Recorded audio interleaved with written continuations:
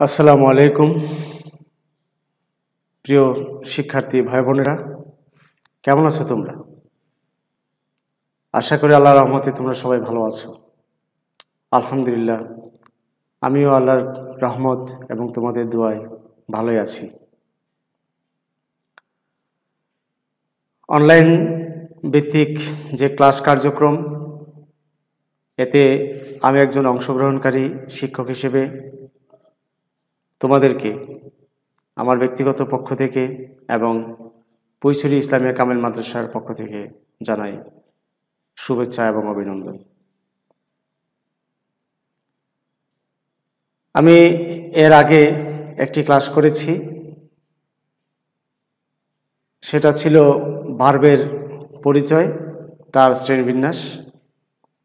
এরই ধারাবাহিকতায় আজকেও তোমাদের মাঝে আমি উপস্থিত হয়েছি। পূর্বের ক্লাসের ধারাবাহিকতায় আজকের ক্লাসটিকে এগিয়ে নেওয়ার জন্য।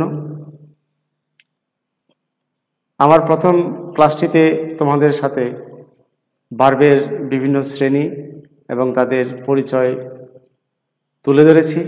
আজকের ক্লাসেও আমি এরকম কিছু ভার্বের পরিচয় এবং তার ব্যবহার বিধি সম্বন্ধে আলোচনা করব। তা আমরা মূলত কি নিয়ে ক্লাস করব, চলো সেটা আগে দেখে নিই।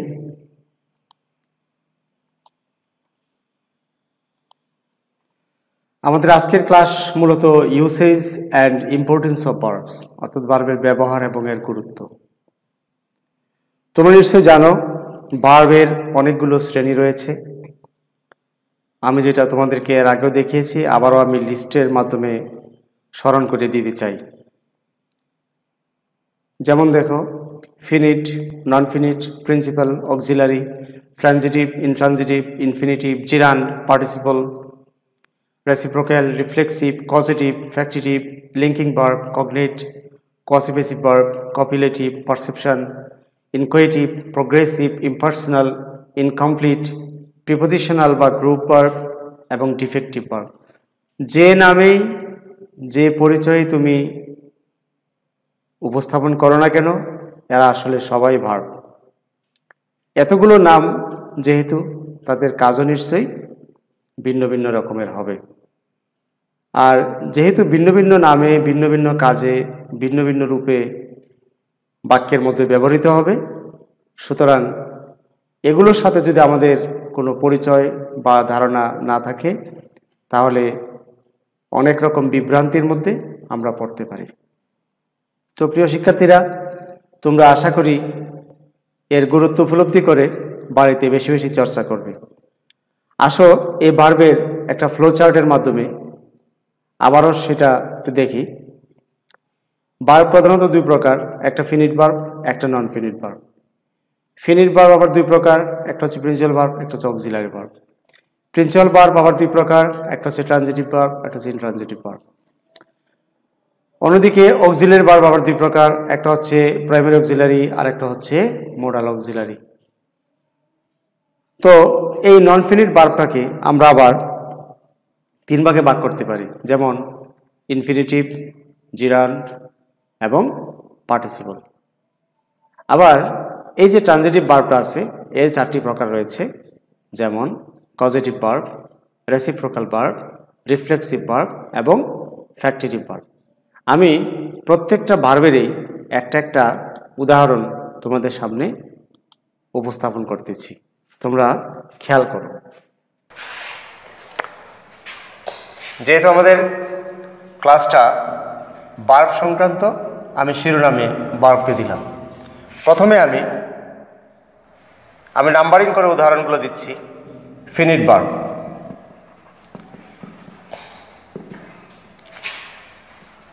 she prepares her lessons daily. এই প্রিপেয়ার্স, এটা একটা ফিনিট ভার্ব। ফিনিট ভার্ব মানে হচ্ছে যে ভার্ব তার বাক্যের অর্থ সমাপ্ত করতে পারে, সে সফলভাবে বাক্যের অর্থ সমাপ্ত করেছে। তারপর আসো আমরা যদি এটা নন ফিনিট ভার্বের উদাহরণ দিই, যেমন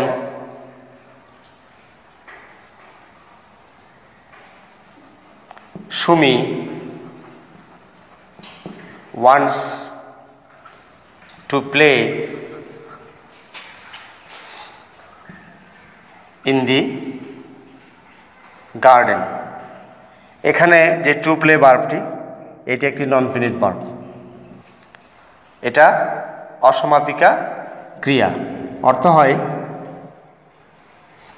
খেলতে। এবার আমি একটা, যেহেতু ফিনিট ভার্ব দুই রকম, একটা হচ্ছে প্রিন্সিপাল ভার্ব, একটা প্রিন্সিপাল ভার্বের উদাহরণ দিব। প্রিন্সিপাল ভার্ব, প্রিন্সিপাল অর্থ হচ্ছে প্রধান, প্রধান ক্রিয়া। যে উদাহরণটা আমি আগে দিয়েছিলাম সেটাই আমি আবার দিতে পারি। She prepares her lessons daily. এটা একটা প্রিন্সিপাল ভার্ব। কেন principal verb?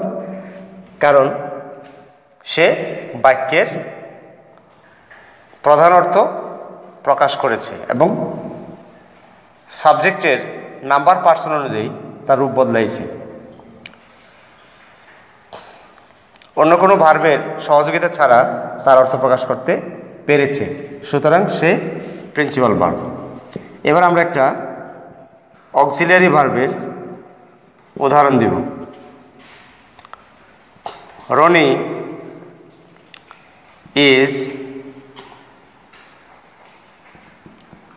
Helping her mother.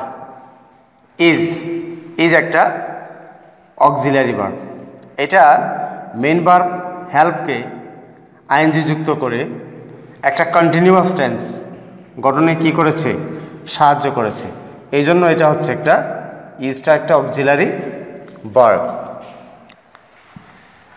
এই ফিনিট ভার্বটা আবার দুই প্রকার। দুঃখিত, আমি রিপিট করতেছি। ফিনিটের প্রকার প্রিন্সিপাল। প্রিন্সিপাল দুভাগে বিভক্ত। একটা হচ্ছে ট্রানজিটিভ ভার্ব।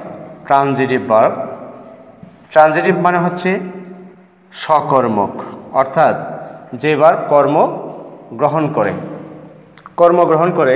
যেমন রনি রাইটস এ লেটার। তাহলে এই রাইটস ভার্বের অবজেক্ট হচ্ছে এই এ লেটার, এটা একটা অবজেক্ট। অবজেক্ট মানে হচ্ছে কর্ম। তাহলে রাইটস ভার্বটি অর্থ প্রকাশ করেছে লেটারকে অবলম্বন করে। যে ভার্ব কর্ম সম্পাদনে অবজেক্ট বা কর্মের সহায়তা নেই সেটাই হচ্ছে ট্রানজিটিভ ভার্ব। এবার আসলে একটা আমরা উদাহরণ দিব ইনট্রানজিটিভ ভার্বের।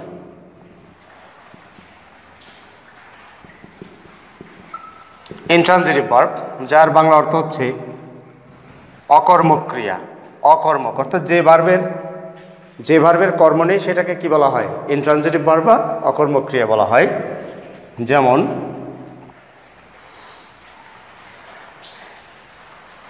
রবি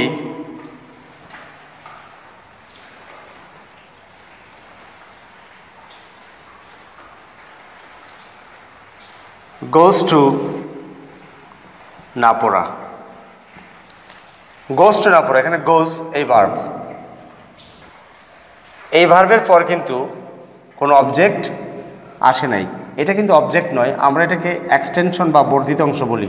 সাধারণত যে ভার্ব কর্ম ছাড়া, অর্থাৎ এরকম অবজেক্ট ছাড়া বাক্যের অর্থ শেষ করতে পারে সেটাই হচ্ছে ইনট্রানজিটিভ ভার্ব। যেমন রবি গোজ মানে যায়, এই ভার্বটা কিন্তু কর্মগ্রহণ করে নাই। কীভাবে বুঝবো কর্মগ্রহণ করে নেই? কারণ এই গো ভার্বের পর যদি আমি বাক্যটাকে এক্সপান্ড করতে যাই, ভার্বের পরে যে নাউনটি রয়েছে, নাউন এবং এই ভার্বের মাঝখানে প্রিপোজিশনের অনুপ্রবেশ ঘটবে। অর্থাৎ এই প্রিপোজিশনের ব্যবহার ছাড়া তুমি বাক্যটাকে এক্সপান্ড করতে পারবে না। এরকম অনেক ভার্ব রয়েছে যে ভার্বগুলোকে আমরা ইনট্রানজিটিভ হিসেবে চিনি। যেমন রান, কাম,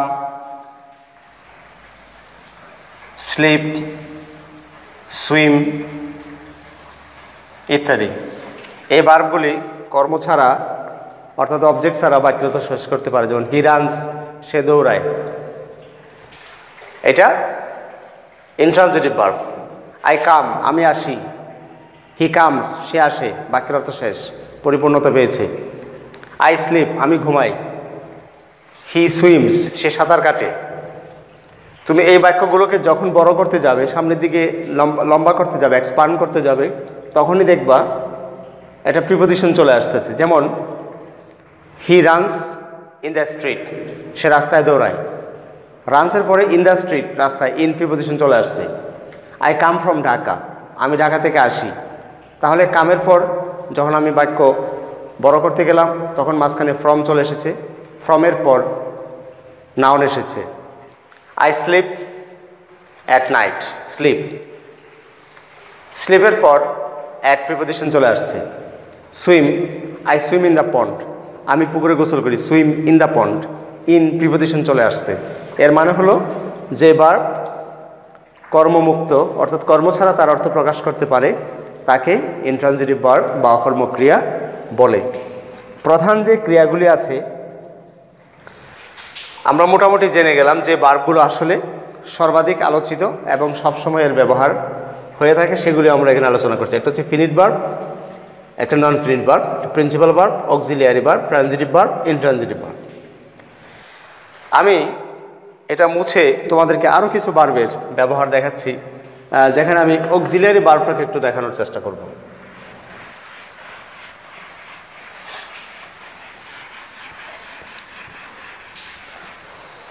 এটাকে আমি একটা ছক এঁকে দেখাই।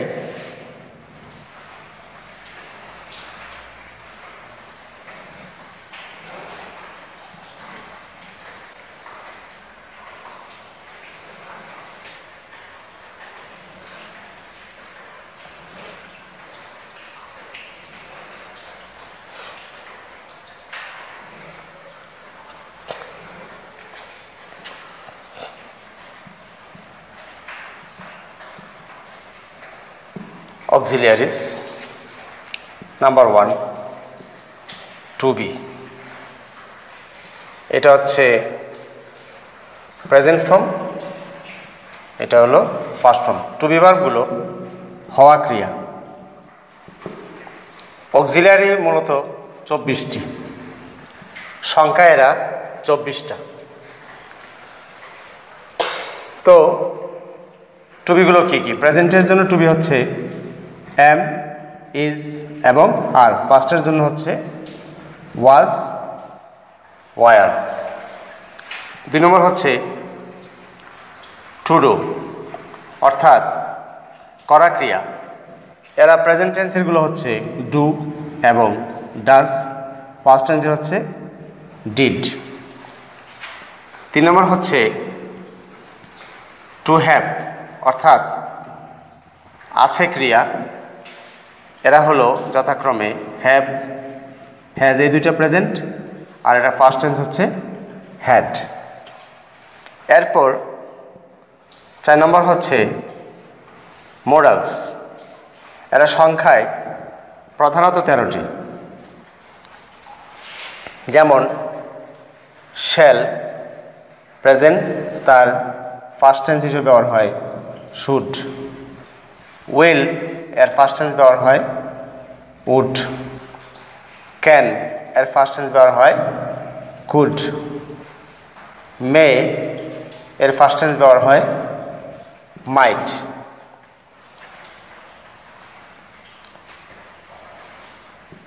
ought to, need, dare, must এদের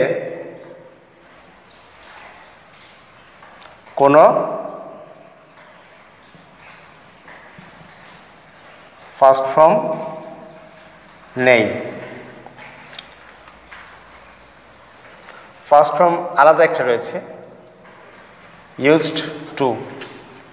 এটার আবার প্রেজেন্ট ফর্ম নেই। এখানে 24টা অক্সিলিয়ারি আমরা দেখলাম। শ্যালের ফার্স্ট টেন্স শুড, উইলের ফার্স্ট টেন্স উড, ক্যানের ফার্স্ট টেন্স কুড, মেয়ের first tense might, ought to, need, dare, must এগুলো প্রেজেন্ট ফর্ম হিসেবে ব্যবহার হয়, এগুলোর কোনো ফার্স্ট ফর্ম নেই। আর এদিকে ইউজ টু যেটা রয়েছে এটার ফার্স্ট ফর্ম রয়েছে কিন্তু এটার প্রেজেন্ট ফর্মের কোনো ব্যবহার নেই। অক্সিলারি মোট 24টা, এগুলোকে এক নামে 24 ফ্রেন্ডস অফ নট বলা হয়।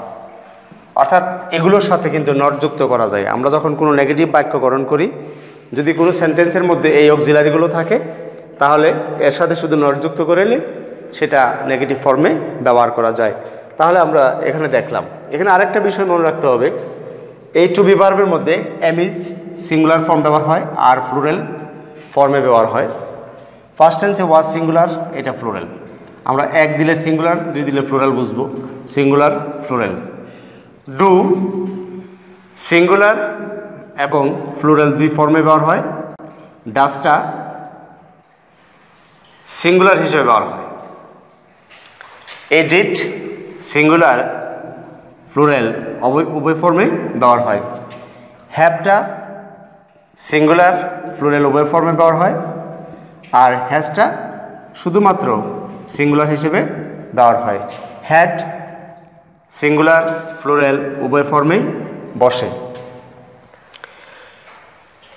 সাধারণত শ্যালটা আই এবং উইয়ের জন্য বসে, আর সবগুলোতে যে কোনো নাম্বার যে কোনো পার্সনে ব্যবহার করা যায়। অবশ্য আধুনিক ইংরেজিতে সকল নাম্বার সকল পার্সনে এগুলোর ব্যবহার রয়েছে, কোনো সমস্যা নেই, এগুলো নিয়ে কোনো রকমের প্রবলেম বর্তমানে হয় না। আগে আমরা শ্যাল আই এবং উইয়ের জন্য ব্যবহার করতাম, আই শ্যাল উই শ্যাল। এখন আধুনিক ইংলিশের মধ্যে আই উইল উই উইল অর্থাৎ অন্যান্য ইয়ের সাথে কিন্তু ব্যবহার করতে পারি। আর অন্যান্য যেগুলো রয়েছে এগুলো সব পার্সনে সকল নাম্বারে ব্যবহার করা যায়, কোনো সমস্যা নেই। তাহলে আমরা অক্সিলারিগুলো দেখলাম, অক্সিলারিগুলোর কাজ কি সেটা আমরা পরে অন্য কোনো ক্লাসের মধ্যে আলোচনা করার চেষ্টা করব।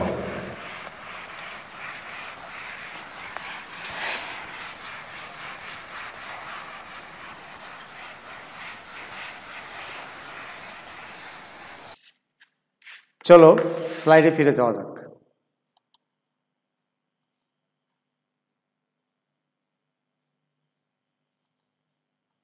এখানে দেখতে পাচ্ছ positive verb, reciprocal verb, reflexive verb এবং ফ্যাক্টিটিভ ভার্ব রয়েছে। আমরা এই ভার্বগুলোর কিছু পরিচয় জানার চেষ্টা করি।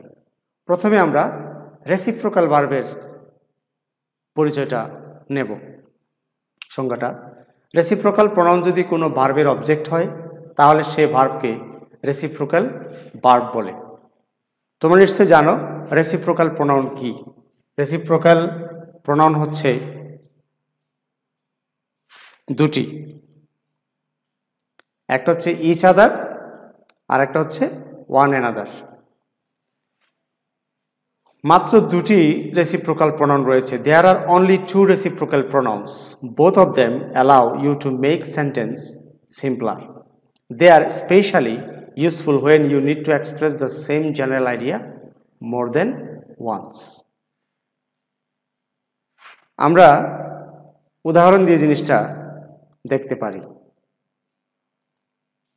যেমন ধরো রেসিপ্রোকাল প্রনাউন থেকে তৈরি হওয়া রেসিপ্রোকাল ভার্বটা কিরকম হয়। দে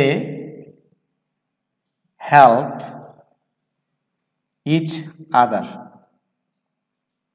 তাহলে দে হেল্প ইচ আদার, এই help ভার্বটি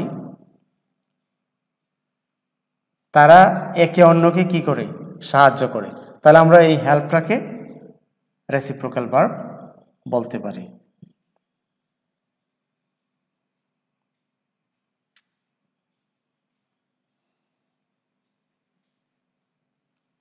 Roni and Robi chase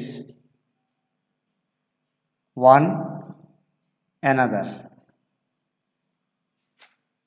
Chase, তাহলে এই যে ভার্বটি তারা করে, দৌড়ায়, একজন আরেকজনকে দৌড়ায়, এটা কি হবে?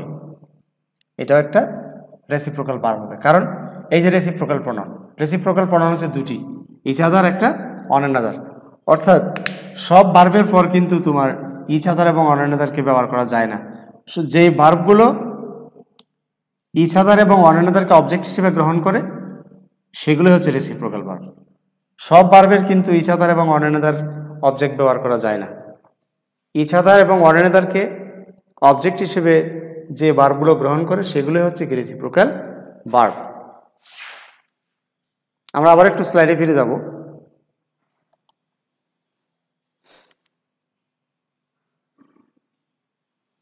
এবার আমরা জানব রিফ্লেক্সিভ ভার্ব কোনগুলো। রিফ্লেক্সিভ ভার্ব হচ্ছে, গ্রামারের মধ্যে রিফ্লেক্সিভ ভার্ব হচ্ছে সাধারণত যেই ভার্বের ডাইরেক্ট অবজেক্ট একই সাবজেক্ট থেকে আগত। যেমন আই ওয়াশ মাই সেলফ, তোমরা এই উদাহরণটা দেখো। রিফ্লেক্সিভ ভার্ব হতেছে ওই ভার্ব যে ভার্বের অবজেক্ট সাধারণত সাবজেক্ট থেকেই নির্গত হয়, অর্থাৎ যে সাবজেক্টের, যে ভার্বের সাবজেক্ট এবং অবজেক্ট একই গোত্রভুক্ত, সেগুলোই হচ্ছে রিফ্লেক্সিভ ভার্ব। আর একটু ক্লিয়ার করে বললে, reflexive verbs are used to emphasize something a person does to himself or herself. Reflexive ভার্বটা সাধারণত কর্তা যে কাজটা করে সেই কাজের জোরারোপ করার জন্য যে অবজেক্টগুলো ব্যবহার করা হয়, যে অবজেক্টটা সাধারণত সাবজেক্ট থেকে নির্গত হয়, বের হয়, সেগুলোই হচ্ছে রিফ্লেক্সিভ ভার্ব। যে ভার্বগুলো রিফ্লেক্সিভ ভার্ব হিসেবে পরিচিত সেগুলো হচ্ছে amuse, prepare, kill, throw, keep, fried, enjoy, avail, restrict, satisfy, teach, repeat, hurt, এই ভার্বগুলো রিফ্লেক্সিভ ভার্ব হিসেবে পরিচিত। আমরা দু একটা উদাহরণ দিয়ে রিফ্লেক্সিভ ভার্বকে বোঝার চেষ্টা করি।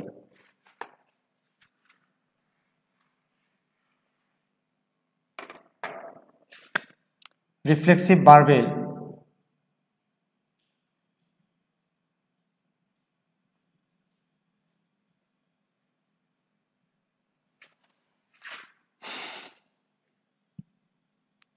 যেমন কিল, হি কিলড হিমসেলফ। তাহলে এই হির অবজেক্টিভ হচ্ছে হিমসেলফ, তাহলে এই কিলড ভার্বটাকে বলা হয় রিফ্লেক্সিভ ভার্ব। কেন?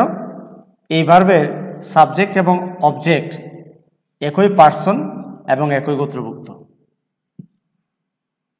যেমন ওয়াশ, এই ভার্বটা আই ওয়াশ মাইসেলফ, তাহলে আই মাইসেলফ, এই অবজেক্ট যেটা বেরিয়েছে এটা রিফ্লেক্সিভ অবজেক্ট।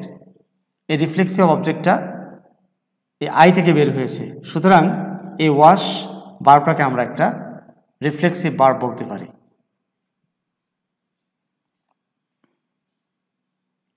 আমরা হেল্পকে যদি বলি, আই হেল্প মাইসেলফ,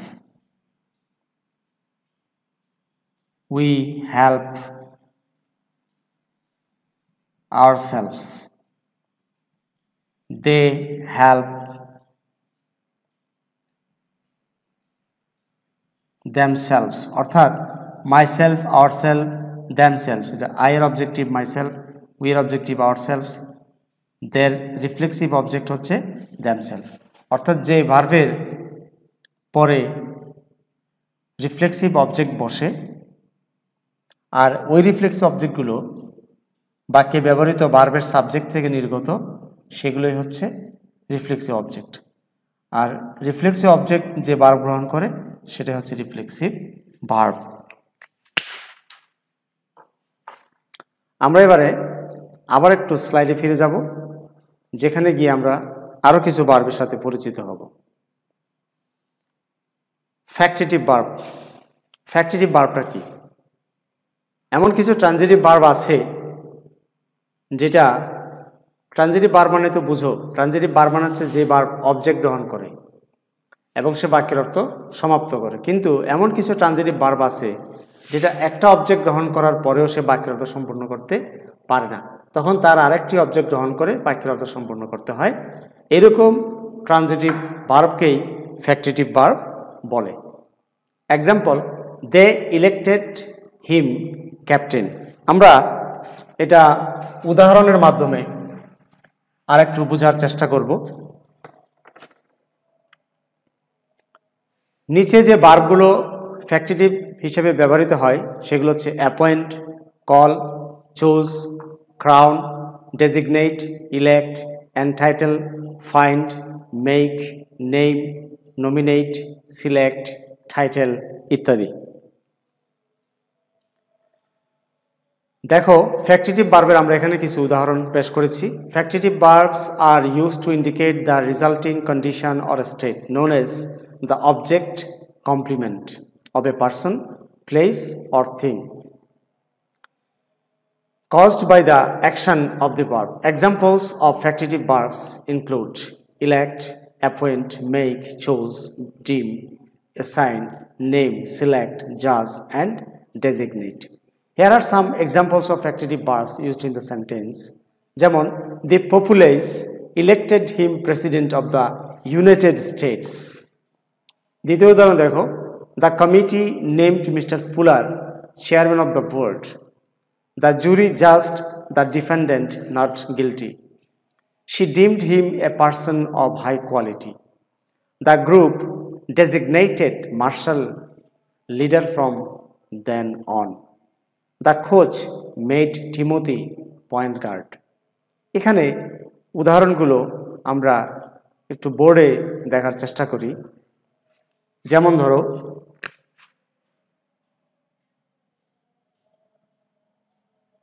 ফ্যাক্টিটিভ ভার্বের উদাহরণ বলতেছিলাম আমরা। ফ্যাক্টিটিভ ভার্ব,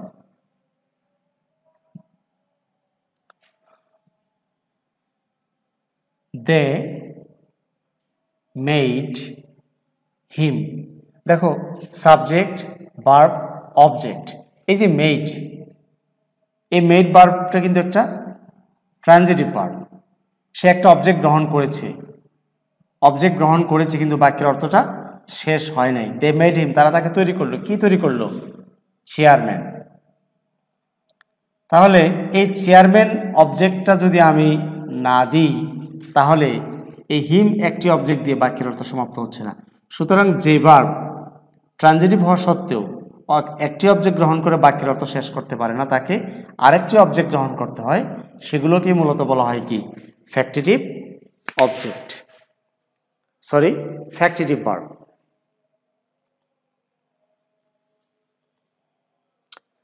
এখানে আমি উদাহরণগুলোতে যেটা দেখিয়েছিলাম, যে ইলেক্টেড, এই যে শব্দটা দেখো, ইলেক্টেড হিম। ইলেক্টেড ভার্বটা একটা ট্রানজিটিভ ভার্ব। হিম অবজেক্ট গ্রহণ করার পর বাক্যের অর্থ শেষ হয় নাই।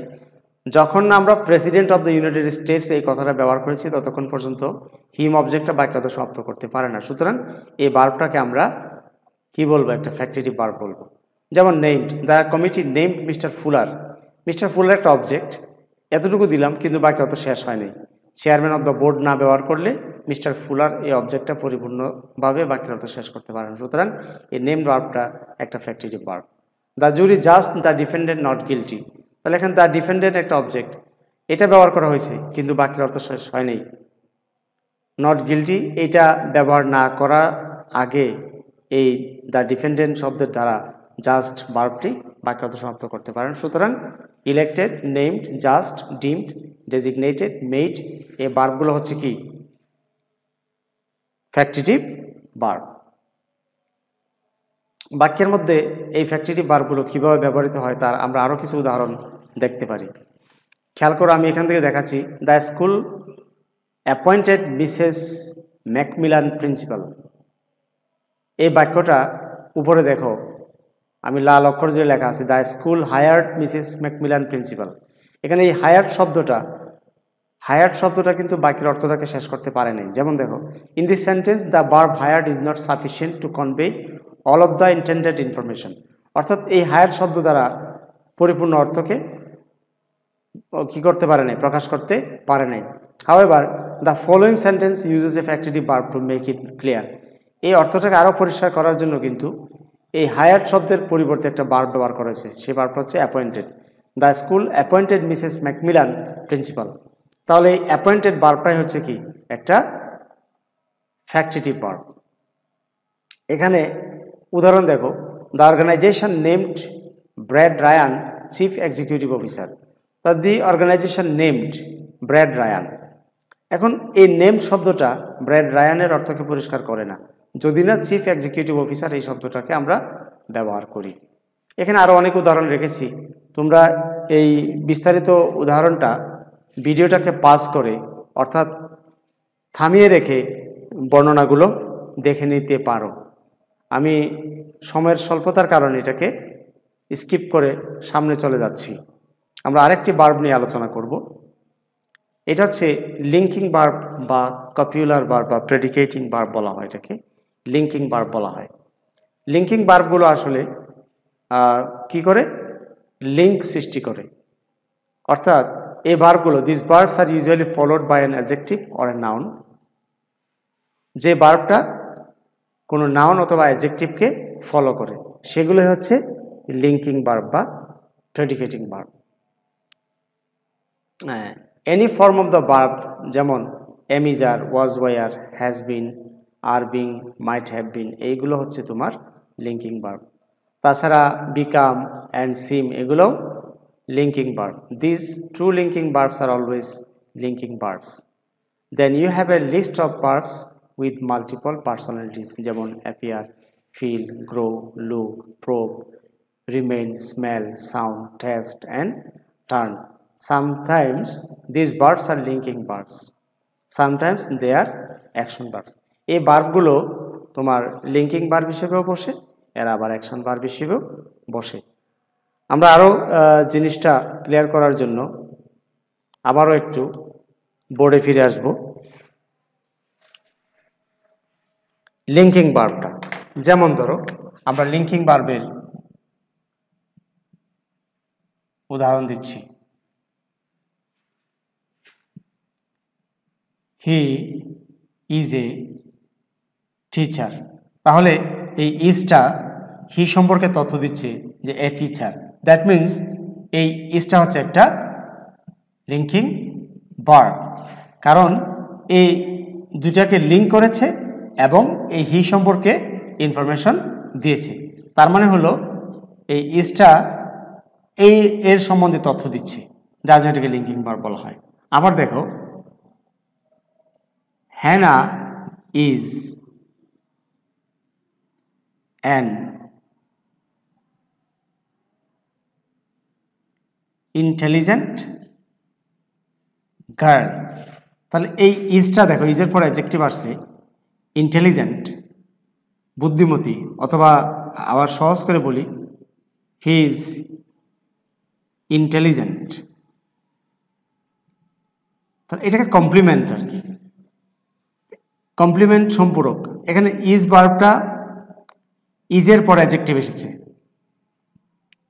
তাহলে ইজটা কাকে ফলো করেছে? অ্যাডজেক্টিভকে। এখানে ইজ কাকে ফলো করেছে? নাউনকে ফলো করেছে। তাহলে এই যে এম ইজ আর, আমরা যে তালিকাটা একটু আগে দেখেছিলাম, am is are, was, were ইত্যাদি, হ্যাঁ, তাছাড়া বিকাম, সিম, টেস্ট, এগুলো হচ্ছে লিঙ্কিং ভার্ব। আমরা তালিকা তো দেখেছি, আবারও দেখবো আমরা এখানে তালিকাগুলো। তাহলে এই যে ইজটা, এগুলো কিন্তু এখানে লিঙ্কিং ভার্ব হিসেবে ব্যবহৃত হয়েছে, অর্থাৎ এই হি, হ্যানা এবং হি সম্পর্কে তথ্য দিচ্ছে এখানে, এবং এই দুটার মধ্যে একটা লিঙ্ক বা যোগাযোগ সৃষ্টি করেছে, এই জন্য এটাকে বলা হয় লিঙ্কিং ভার্ব। চলো আমরা স্লাইডে আরো একটু দেখি এটাকে। তাহলে যেমন ভার্বগুলো আছে appear, feel, grow, look, prove, remain, smell, sound, taste and turn. এই ভার্বগুলো কিন্তু দেখো দুই ধরনের কাজ করে। কিরকম কাজ করে? আমি যদি উদাহরণ পেশ করি, যেমন ধরো একটা উদাহরণ দিলাম, হানি টেস্টিস সুইট। অর্থাৎ লিঙ্কিং ভার্বের দুই ধরনের বৈচিত্র্য আছে। দেখো, এগুলো চেনার উপায় কি? আমি যদি এই টেস্ট ভার্বটার বদলে আমি উদাহরণটাকে আবার লিখি, হানি ইজ সুইট, তাহলে এই টেস্ট ভার্বটা কিন্তু টু বি ভার্ব অর্থাৎ ইজের মাধ্যমে পরিবর্তন হয়ে গেল এবং অর্থ ঠিকই আছে। মধু স্বাদে মিষ্টি, মধু হয় মিষ্টি। তাহলে এই টেস্ট এবং ইজ এরা কিন্তু একে অন্যের পরিপূরক হিসেবে কাজ করে। এর মানে হলো টেস্ট দ্বারা যা বোঝানো গেছে সেটা ইজ দ্বারা বোঝানো যাবে। এই ভার্বগুলো এমন এক জাতের ভার্ব যেগুলোকে এই যে আমরা দেখলাম অ্যামিজার, ওয়াজ, ওয়ার, এই ভার্বগুলো দ্বারা কি করা যায়? পরিবর্তন করা যায়, অর্থাৎ অল্টারনেটিভ ব্যবহার করা যায়। আমি টেস্ট ব্যবহার না করে যদি ইজ ব্যবহার করি তাহলে দুইটা বাক্যের একই রকম অর্থ দাঁড়াবে। যেমন ধরো আমি যদি আরেকটা উদাহরণ দিই, it sounds great. It sounds great শুনতে খুব ভালো শোনাচ্ছে। যদি এক্সাম্পলটা আমরা এভাবে দিই, ইট ইজ গ্রেট, প্রায় সিমিলার মিনিং আসে। অর্থাৎ এই সাউন্ড শব্দটা ইজের মাধ্যমে কি করা যায়? পরিবর্তন করা যায় এবং প্রায় সিমিলার অর্থ আসে। তাহলে এই যে ভার্বগুলো আমরা দেখলাম এগুলো হচ্ছে কি? Linking verb. লিঙ্কিং ভার্বগুলো তাহলে হচ্ছে এই যে আমরা এখানে দেখলাম, appear, feel, grow, look, prove, remain, smell, sound, taste and turn. এবার দেখো আমরা আরেকটা ভার্ব সম্বন্ধে পরিচিত হব। এখানে আপাতত আমি এই স্লাইডে এটাই শেষ আলোচনা। মিসেস পারভিন ফিডস মোহনা। এখানে যে ফিডস এটা হচ্ছে কগনেট ভার্ব। কগনেট মানে হচ্ছে নিজন্ত ক্রিয়া। The verb feed comes from the noun food. অর্থাৎ এই যে ভার্বটা আমরা এখানে দেখেছি, দেখো এটা এক ধরনের, কগনেটগুলো হচ্ছে এক ধরনের ইনট্রানজিটিভ ভার্ব।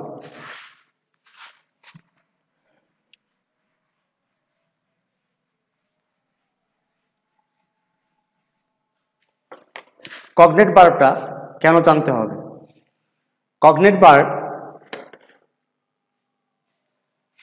কগনেট ভার্বটা হচ্ছে তোমার যে ভার্বের অবজেক্টটা মূলত ভার্ব থেকেই তৈরি হয়। আমরা সাধারণত ইন্ট্রানজিটিভ ভার্বের কোনো অবজেক্ট দেখি না, অর্থাৎ যে ভার্বের অবজেক্ট থাকে না। কিন্তু অনেক সময় এই ইন্ট্রানজিটিভ ভার্বটা অবজেক্ট গ্রহণ করতে পারে। কোথা থেকে সে অবজেক্ট পায়? সে তার নিজের থেকেই তৈরি করে অবজেক্ট বের করে এবং সেটা ট্রানজিটিভ ভার্বের মতো ব্যবহৃত হয়। উদাহরণগুলো দেখো, আমরা যে উদাহরণগুলো দিয়েছি এখানে, he slept a travelled sleep. তাহলে এই যে স্লেপ্ট শব্দটা যে ভার্ব, এই ভার্বটা কিন্তু একটা ইন্ট্রানজিটিভ ভার্ব। এই ইন্ট্রানজিটিভ ভার্বটা সাধারণত কি অবজেক্ট গ্রহণ করে না। কিন্তু দেখো এখানে এ ট্রাভেলড স্লিপ, এটা একটা অবজেক্ট হয়ে গেছে, কিন্তু তখন এই স্লেপ ভার্বটা একটা ট্রানজিটিভ ভার্বে রূপান্তরিত হয়ে গেল। তাহলে intransitive verb changed into transitive, তখন এর নাম হয়ে যায় কগনেট ভার্ব। তুমি যখন শূন্যস্থান পূরণ করবা, সেটা ভোকাবুলারি টেস্ট হতে পারে। ভোকাবুলারি টেস্টের মধ্যে কিন্তু এটা ইম্পর্টেন্ট একটা বিষয়। তুমি এখানে এই স্লেপ ভার্বকে দেখে এই জায়গায় কি শব্দ বসতে পারে তখন ধারণা করতে পারবে। বাক্যটা এরকম হয়, he slipped and he slip was travelled. তাহলে এই স্লিপড শব্দটা এবং স্লিপ শব্দটা একই গোত্রভুক্ত, অর্থাৎ এই ভার্ব থেকে মূলত স্লিপ ভার্ব থেকে এটা নাউন আর এটা হলো ভার্ব। আবার দ্বিতীয় উদাহরণ দেখো, হি লাফড এ বিটার লাফ। তাহলে এই যে লাফড এই শব্দটা ভার্ব আর এই লাফ শব্দটা হচ্ছে নাউন। সুতরাং যে ভার্ব থেকে যে নাউনের উৎপন্ন এবং তখন ওই ভার্বটা অবজেক্ট হিসেবে কাজ করে ওই নাউনটি, তখন কি হয়ে যায়? এটা তোমার কগনেট ভার্ব হয়ে যায়। হি ড্রিমড এ স্ট্রেঞ্জ ড্রিম। তাহলে ড্রিমড এবং ড্রিম এই দুইটা কিন্তু একই গোত্রভুক্ত, প্রথমটা ভার্ব পরেরটা নাউন। সুতরাং যে ভার্ব থেকে বা যে পদ থেকে আরেক পদের উৎপন্ন হয় তখন সেগুলো কি হয়ে যায়, কগনেট হয়ে যায়। আবার he walked their walk and talk their talk, তাহলে ওয়াকের থেকে ওয়াক, টক থেকে টক, আর স্মাইল থেকে স্মাইল, ডান্স থেকে ডান্স, ডাইট থেকে ড্যাথ, এই যে ভার্বগুলো থেকে যে নাউনগুলো উৎপন্ন হয়েছে এগুলো হচ্ছে তোমার কগনেট ভার্ব বা নিযন্ত ক্রিয়া। যেমন রেস শব্দটা র্যান থেকে এসেছে, ফুড থেকে ফিড এসেছে, ফুড থেকে ফিড, ডেথ থেকে ডাইট বা ডাইট থেকে ডেথ, এই যে শব্দগুলো একটা থেকে আরেকটা উৎপন্ন হয়েছে এগুলো হচ্ছে তোমার কগনেট ভার্ব। এবার তোমরা কিছু উদাহরণ দেখো, যে উদাহরণের মাধ্যমে আমরা মূলত বিষয়গুলো একটু ক্লিয়ার হবে।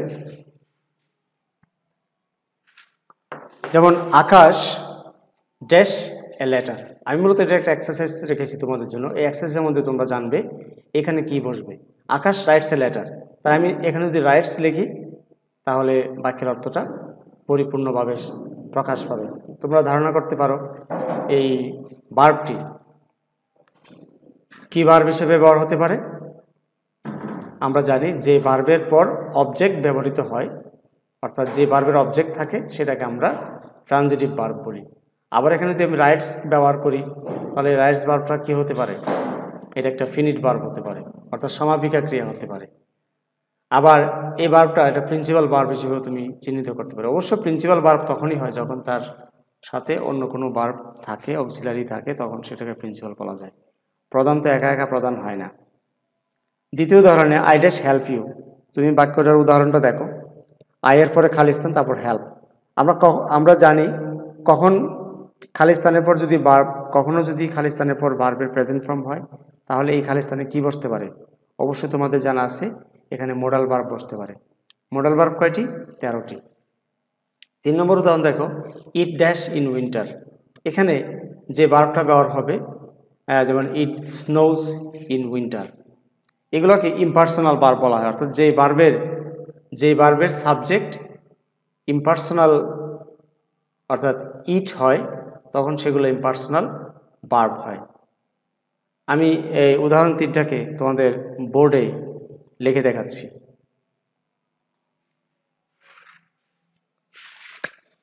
যেমন প্রথমটা লিখেছিলাম হি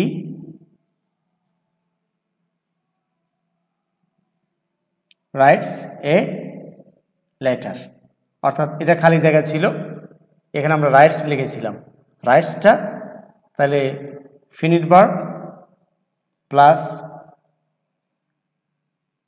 প্রিন্সিপাল ভার্ব বলতে পারি, একা একা যদিও প্রিন্সিপাল হয় না, তারপরে এটাকে আমরা বলতে পারি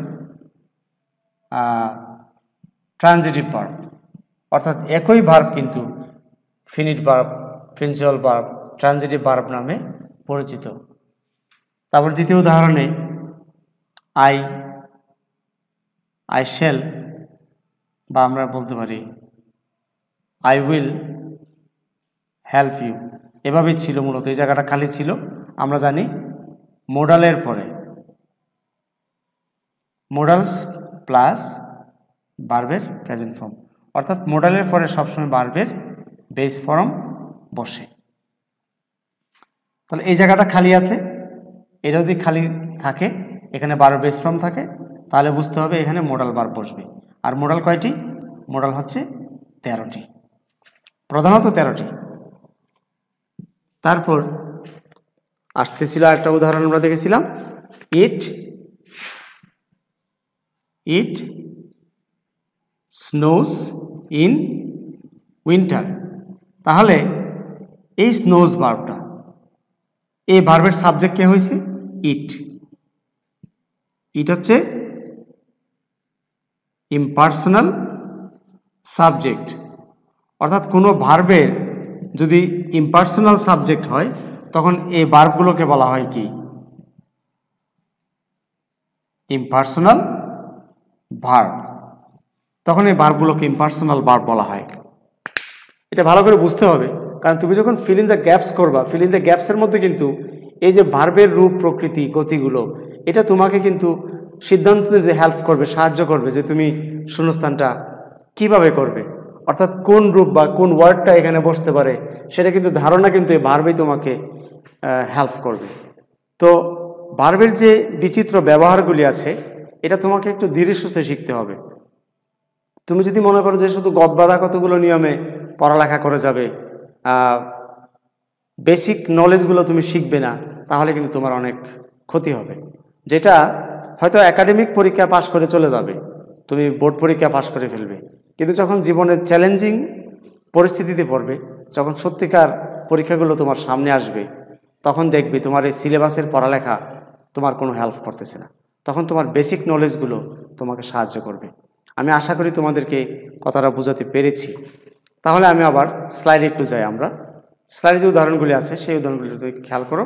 তোমরা এই উদাহরণগুলোকে নিজেরা করবে, করে একটু বোঝার চেষ্টা করবে আসলে কোন জায়গায় কোন ভার্বটা আমি ব্যবহার করি। যেমন ধরো, don't look after riches, don't run after riches, sorry.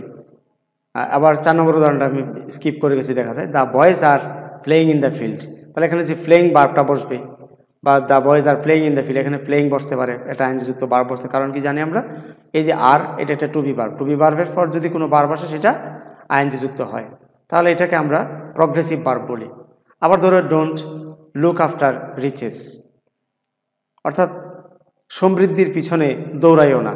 তা লুক আফটার, লুক এবং আফটার এই যৌথভাবে বসে, এটা আমরা জানি প্রিপোজিশনাল ভার্ব বা গ্রুপ ভার্ব বলে। You should dash your parents in their old age, you should take care, you should look after your parents. তাহলে লুক আফটার, টেক কেয়ার, এই ভার্বগুলো হচ্ছে তোমার প্রিপোজিশনাল ভার্ব বা group verb. He feels unwell, তাহলে যে feels, এটা একটা linking verb. I am waiting for you, I am waiting for you, এগুলোকে প্রগ্রেসিভ ভার্ব বলা হয়, অর্থাৎ যে ভার্বগুলো দ্বারা কন্টিনিউয়াস টেন্সের অর্থ বোঝায়। যাই হোক, আমি আলোচনা দীর্ঘায়িত করব না, তোমরা এই উদাহরণগুলো একটু পাস করে, অর্থাৎ ভিডিওটাকে পাস করে তোমরা উদাহরণগুলো লিখবে খাতার মধ্যে, লিখে কি ভার্ব হতে পারে কল্পনা করে তার উদাহরণগুলো লিখবা এবং ভার্বগুলোর নাম দিবে। নাম অর্থাৎ আমি যেমন প্রথম থেকে বলেছিলাম, প্রথমটাকে আমি বলেছিলাম, এখানে ব্যাখ্যা করেছিলাম, এটা ফিনিট ভার্ব হবে, এটা ট্রানজিটিভ ভার্ব হবে, এটা প্রিন্সিপাল ভার্ব, এরকম বলছি। ঠিক এই ধরনের তোমরা একটা ভার্বের এখানে আগে ভার্বটা পূরণ করবে, খালি জায়গায় কি ভার্ব দিতে পারি, বাক্য অর্থটা শেষ করবে, শেষ করে এর নামগুলো তোমরা দিবে। তারপর তোমাদের গ্রামার বই খুলে সেখানে মিলিয়ে দেখবে যে তুমি আসলে সঠিক উত্তরগুলো দিতে পেরেছো কিনা। আসো আমরা পরে আরেকটা এক্সারসাইজ হয়ে গেছি, সেটা তোমরা দেখো। পরীক্ষায় মূলত এই ধরনের রাইট ফর্ম ভার্বসের অনুশীলনী তোমাদের আসে। যেমন ধরো, বক্সের মধ্যে শব্দ দেওয়া থাকবে, die, spin, escape, B, bring, সে, টক, এরকম ভার্ব দেওয়া থাকবে। এই ভার্বগুলো দিয়ে তোমাকে খালি স্থানটা পূরণ করতে হবে। খালি স্থান পূরণ করতে গেলে তোমাকে অনেকগুলো বিষয় খেয়াল রাখতে হবে। আসলে রাইট ফর্ম ভার্বসটা, এই যে আমরা এতক্ষণ ভার্বের আলোচনা করলাম, এই ভার্বের যদি ভার্ব সম্বন্ধে তুমি ক্লিয়ার কাট ধারণা লাভ করতে পারো, তাহলে অবশ্যই তুমি রাইট ফর্ম ভার্বসটা সুন্দর সুচারুভাবে সম্পাদন করতে পারবে। এটার উত্তরটা যদিও আমি নিচে দিয়ে দিচ্ছি, আমরা উত্তরটা আমি তোমাদের জন্য প্রস্তুত করেছি, তারপরে একটু আলোচনা করি আমরা। Once upon a time there was a miller who had a daughter. আমি এখানে ওয়াজ, এটা খালি জায়গা ছিল, উত্তরটা আমি তৈরি করে দিয়েছি। যেমন ধরো, এখানে ওয়াজ আছে, কিন্তু তুমি খেয়াল করো এটা খালি স্থান ছিল, আমি তো উত্তরটা তোমাদের বোঝার জন্য একটা উত্তর আমি করে দিয়েছি। দেখো উপরে কিন্তু কোনো জায়গায় ওয়াজ নেই, কিন্তু আমরা এখানে ওয়াজ বসিয়েছি। ওয়াজটা কোথায় পেলাম? আসলে ওয়াজটা আসলে এই বি ভার্ব থেকে এসেছে। বি ভার্ব মানে তো আমরা জানি am is are was were, এখান থেকে মূলত ওয়াজটা এসেছে। তাহলে ওয়ান্স আপন এ টাইম একটা signal word. Once upon a time, long ago, many days ago, long ago, yesterday, the previous night, এই সমস্ত শব্দ থাকলে সাধারণত আমরা জানি যে ভার্বটি ফার্স্ট ইনডিফিনিট টেন্স হয়, এবং এখানেও তাই হয়েছে। One day he had a chance, যেমন ওয়ান ডে, একদিন, হি হ্যাড এ চান্স, তার সুযোগ হয়েছিল, dash to the king and in order to dash the king's favour he said to him I have a daughter who can spin gold. এই বাক্যটার মধ্যে খেয়াল করো ওয়ান ডে, এই শব্দটাও কিন্তু একটা সিগন্যাল ওয়ার্ড। এটা থাকলেও ভার্বটি ফার্স্ট ইনটেন্স হয়, যেমন এখানে হ্যাড ফার্স্ট টেন্স হয়েছে। তাহলে এটা একটা সিম্পল সেন্টেন্স। খেয়াল করো, one day he had a chance dash to the king. প্রথম অংশটা সিম্পল, অর্থাৎ এখানে অলরেডি একটা ভার্ব চলে আসছে। তাহলে এই খালি স্থানটা তো তুমি ভার্ব বসাইতে হবে। তুমি কি ভার্ব দিতে পারো চিন্তা করো তো। ওয়ান ডে একদিন, হি হ্যাড এ চান্স তার সুযোগ হয়েছিল। কি সুযোগ হয়েছিল? ডাই মানে মরা, স্পিন মানে ঘূর্ণানো, ঘূর্ণন বা সুতা কাটা, এসকেপ রক্ষা, বি হওয়া, ব্রিং আনা, সেই বলা, টক কথা বলা। তাহলে তুমি কোন শব্দটা এখানে বসালে অর্থটা পরিপূর্ণতা পাবে? কি লিখবা? One day he had a chance to talk, কথা বলার সুযোগ হয়েছিল, টু দ্য কিং, অর্থাৎ রাজার সাথে কথা বলার সুযোগ হয়েছিল। আমরা এখানে প্রথম যেহেতু সাবজেক্টের আন্ডার একটা ভার্ব, ফিনিট ভার্ব চলে আসছে, দ্বিতীয় অংশে ইনফিনিটিভ বসাইছি আমরা। এখানে টকটা টু টক হয়ে গেছে। কেন, কীভাবে বুঝলাম? আমরা জানি একটা ক্লজের মধ্যে যদি একটা সাবজেক্টের আন্ডার একটা ফিনিট ভার্ব থাকে এবং সেটা যদি চলে আসে, তাহলে দ্বিতীয় জায়গায় যদি আবার ভার্ব বসাতে হয়, সেক্ষেত্রে সেটা ইনফিনিটিভ অথবা পার্টিসিপল হয়, অর্থাৎ আইএনজি যুক্ত হয়ে বসে। এখানে one day he had a chance talking to the king, talking to the king না দিয়ে আমি to talk to the king, কথা বলতে অথবা টকিং দুইটা শব্দই ব্যবহার করতে পারি। এর মানে দাঁড়াচ্ছে এখানে আমরা একটা ইনফিনিটিভ ভার্ব বসাবো, অসমাপিকা ক্রিয়া, সরি নন ফিনিট ভার্ব বসাবো, অসমাপিকা ক্রিয়া বসাবো, কারণ একটা সাবজেক্টের আন্ডারে একটা ফিনিট ভার্ব থাকে। এইভাবে তুমি শূন্যস্থান পূরণ করার সময় এগুলো বিশ্লেষণ করে তোমাকে করতে হবে। আবার এখানে আসো, অ্যান্ড এরপর in order to the king's favour he said to him, comma I have a daughter who can spin gold. Okay, তাহলে দেখো ইন অর্ডার টু, এই টু ইন অর্ডার টু, টুর পরে খালি স্থান আসছে, অর্থাৎ এখানে একটা ভার্ব বসাতে হবে। তোমরা অবশ্যই জানো যে টুর পরে ভার্বের বেস ফর্ম বসে। তাহলে আমি এখানে অর্থ অনুযায়ী একটা ভার্ব এখান থেকে একটা আনবো, বসাবো, এবং সেটা অবশ্যই ভার্বের বেস ফর্ম হবে। তাহলে to the king and in order to bring the king's favour, তাহলে এখানে ব্রিং আনা, টু ব্রিং ভার্বের বেস ফর্ম। যাই হোক, আমি উত্তরগুলো একটু দেখে নিই, তোমরা একটু উত্তরগুলো দেখে নাও। প্রথমটা টু টক, আমরা বি নাম্বারে বলছিলাম কি ব্রিং। সি নাম্বার উত্তর হবে হ্যাভ সেড, ডি নাম্বার হবে can not spin, E number হবে উইল হ্যাভ টু ডাই। তোমরা চিন্তা করবে, আমি উত্তরগুলো দিয়ে দিছি, তোমরা ভিডিওটা পাস করে দেখবে, দেখে এই যে উত্তরগুলো লিখলাম, এই উত্তরগুলো সত্য এবং এর ভিতরে যে কি কি তথ্য রয়েছে, কি তথ্যের আলোকে উত্তরটা এরকম হলো, তোমরা জাজ করবা, জাস্টিফাই করবা। ঠিক আছে, আমি ভার্বের ক্লাসের আলোচনা আপাতত এখানে শেষ করলাম। আমি দ্বিতীয় আরেকটা ক্লাসে তোমাদের সামনে উপস্থিত হব, ভার্বগুলোকে আরেকটু ডিটেল ব্যাখ্যা করার জন্য। প্রিয় শিক্ষার্থীরা, আমি আমাদের যে মাদ্রাসার একটা গ্রুপ আছে, অর্থাৎ এই গ্রুপটার নাম হচ্ছে ফুইসির ইসলামিয়া কামিল মাদ্রাসা গ্রুপ। এই গ্রুপের মধ্যে আমি যে ভার্বগুলো আলোচনা করেছি তার একটা আমি হ্যান্ডনোট তৈরি করা আছে, আমি এটার পিডিএফ ফরম্যাটটা আমি ওখানে দিয়ে দিব, তোমরা ওখান থেকে ডাউনলোড করে প্রিন্ট করে নিজেদের কাছে রাখতে পারবে। আসলে আমরা এই ভিডিও প্রেজেন্টেশনের মাধ্যমে সমস্ত কথা ভার্চুয়াল সিস্টেমে আসলে সম্পাদন করা সম্ভব না, যার জন্য আমি খুব সংক্ষেপে আমি একটা নোট তৈরি করেছি, তোমাদের কাজে দিবে, এটা সংগ্রহে রাখবে। মোটামুটি যতগুলো ভার্ব আমি তোমাদেরকে প্রথমে তালিকা দিয়েছিলাম যে 24টা, এই 24টা ভার্বের সংক্ষিপ্ত বর্ণনা আমি একটা নোটের আকারে করেছি। এটা আমি তোমাদের গ্রুপে, আমাদের যে ফুইসিটি মাদ্রাসার যে গ্রুপটা আছে এই গ্রুপে দিয়ে দিব, সেখান থেকে তোমরা ফাইলটা ডাউনলোড করে নিতে পারবে। ওখান থেকে ফাইল ডাউনলোড করা যায়, আমি তোমাদেরকে ফাইলটা আপলোড করে দিয়ে রাখবো, তোমরা সেখান থেকে ডাউনলোড করে নিবে। ঠিক আছে, আজকে এতটুকুই, দেখা হবে ইনশাল্লাহ আগামী ক্লাসে। এ পর্যন্ত সবাই ভালো থাকো, নিরাপদে থাকো।